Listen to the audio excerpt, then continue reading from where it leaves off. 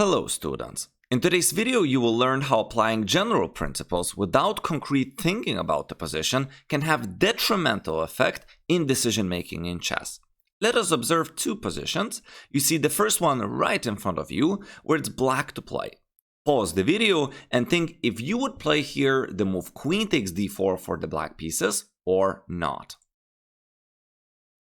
If we apply general principles, then it seems like we're horrendously damaging opponent's pawn structure when we take opponent's queen. Just take a look at that ugly pawn structure of white. The pawn on h2 is isolated, the pawn on d4 is isolated, not to mention the f2 and f4 pawns which are double and isolated as well. How could this be good for white? But then you start realizing that our amazing knight on c5, which prevents opponent's knight from getting into the game, has to move away.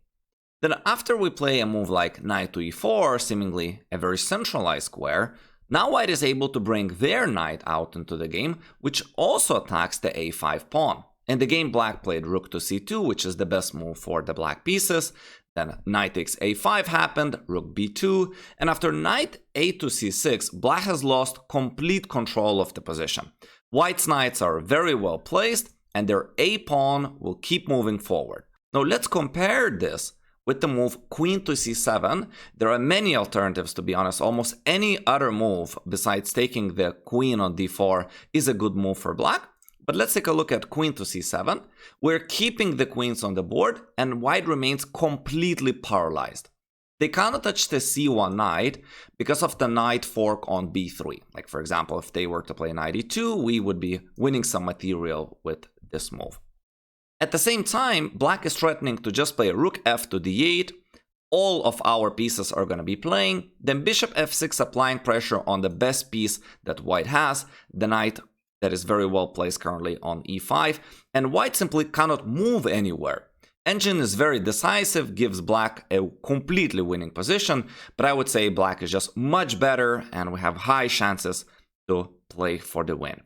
So this is an example where concrete thinking had to be applied, and just applying general rule that I'm taking the queen and horrendously damaging my opponent's pawn structure is not good enough reason to play well in this position.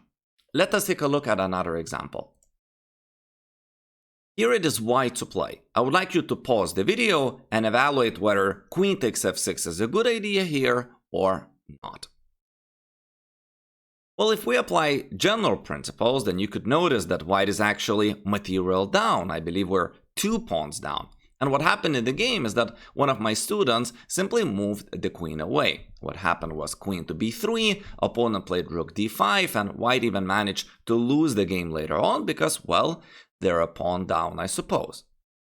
However, instead, we could think very concretely about this position, and then notice that exchanging the queens does not simplify position in any way, but allow us to develop initiative with rook to d7. I think this example is much easier than the previous one, but nevertheless, it's instructive to see how concrete thinking here overrules the general principles. Black would play b3 in this position, and then white could launch an initiative with rook g7, we land a couple of checks, and now we're ready to start promoting our pawn with ideas like a7 and rook b8 or a8, depends on where black plays. For example, if they move the rook away over here, we could just give a checkmate. And if they take on b7, this is just a winning game. For example, rook g8, we could play rook c7, and then we have a typical interference idea that allows us to promote into a queen, and white is winning the game. So if we go back to the very start, over here, concrete thinking allows us to develop the initiative and winning the game for white. Hopefully you can implement this into your game. I gave you some sushi for thought. If you enjoyed the class, consider hiring me as your personal online chess coach. My contacts are on the right. Subscribe to my chess channel to never miss a chess lesson. It's absolutely free. Thank you for watching and see you in the next video. Bye bye.